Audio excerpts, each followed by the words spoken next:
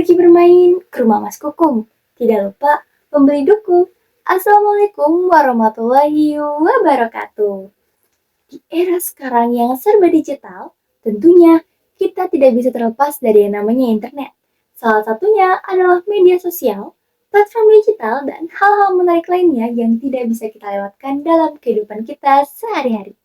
Sampurasun sadayana. Perkenalkan, nama saya Nikeisha Safaraj. Saya berasal dari SMA Negeri 3 Kota Sukabumi dan sekarang saya masih menduduki bangku kelas 1 SMA nih teman-teman. Saya juga kelahiran 2009 yang biasa disebut dengan Gen Z. Lalu, apa sih hubungannya Gen Z dengan tema lomba pada hari ini yang akan kita bahas? Tapi, sebelum itu, teman-teman wajib tahu, sebagai generasi muda, kita jangan sampai terlena pada media sosial, apalagi mengganggu produktivitas kita sebagai remaja. Sebagai remaja yang baik dan cerdas, tentunya kita harus berspektif dalam digital literasi ini nih teman-teman. Kita harus bisa membedakan mana berita hoax dan mana berita benar sehingga itu bisa berpengaruh positif bagi kehidupan kita jika kita tidak mudah terpercaya dengan hal-hal yang sepatutnya tidak kita percaya ini. Lalu udah ketebak belum ya temanya apa? Nah, jadi tema pada hari ini adalah perspektif literasi digital dalam generasi Z. Sebagai generasi Z, tentunya saya sangat terpanggil untuk mengikuti lomba tersebut. Yuk, sebelumnya kita ulas dulu. Menurut survei, 90% generasi Z tidak bisa lepas dalam media sosial setiap harinya nih teman-teman. Bayangkan kita bergelut dengan teknologi pada setiap harinya. Lalu kira-kira Gen Z itu apa sih? Nah, jadi Gen Z itu adalah sekumpulan orang yang lahir pada sekitar tahun 1997 sampai 2012.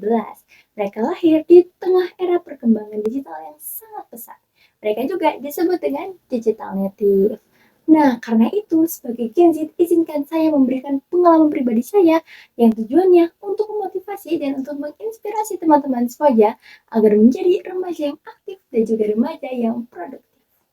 Pengalaman pribadi saya yang pertama yang menurut saya sangat berkesan itu adalah saya pernah menjadi peserta anggota Talenta 2024 atau Ganelis Jabar Jawa Barat.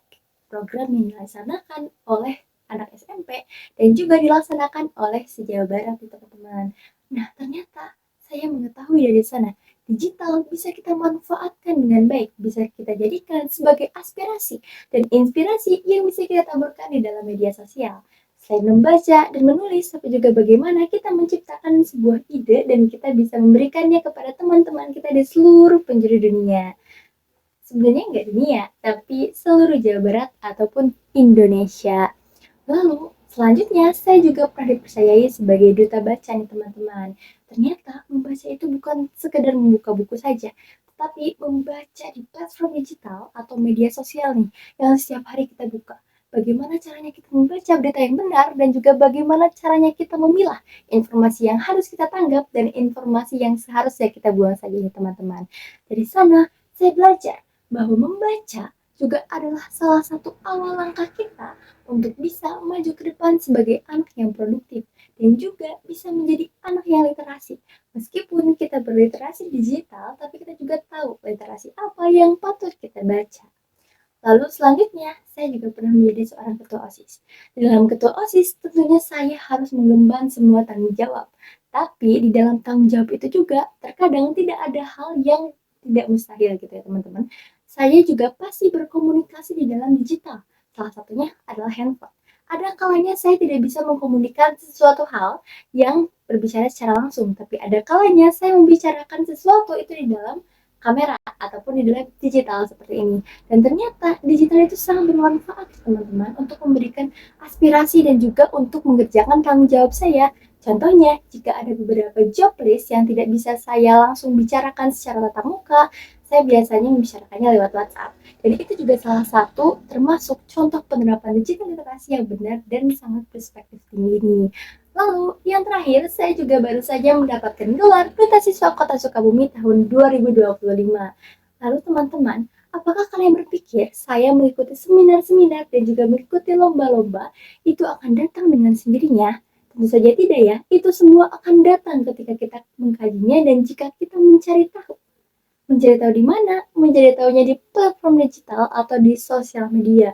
Makanya sosial media itu mari kita gunakan dengan baik dan sebagai anak yang literat dan penuh dengan jiwa literasi, coba bedakan mana hal yang penting dan mana hal yang tidak penting. Karena menurut saya, literasi itu sangat penting, apalagi ketika kita sudah menjadi seorang pengguna digital.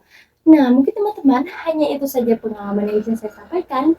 Tapi sebelum itu, saya ada jargon nih.